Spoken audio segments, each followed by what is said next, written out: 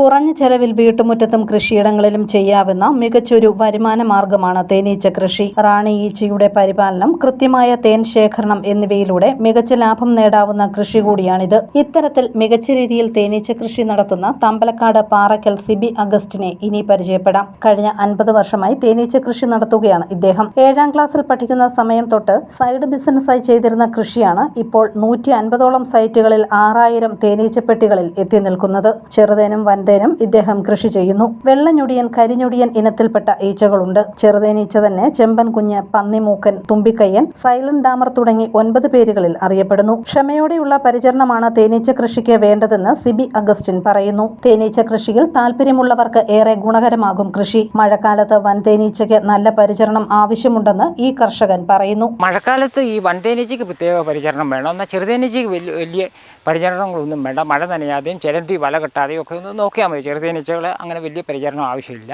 എന്നാൽ വൻതേനീച്ച ആഴ്ചയിൽ അതിൻ്റെ ചൂട്ടിൽ പോയി നമ്മൾ ഉറുമ്പ് കയറുന്നുള്ളത് നോക്കണം. അതുപോലെ തന്നെ അതിന് ഫീഡിങ് മഴക്കാലത്ത് കൊടുക്കണം. അങ്ങനെയൊക്കെയുള്ള പരിചരണങ്ങൾ ആവശ്യമാണ്.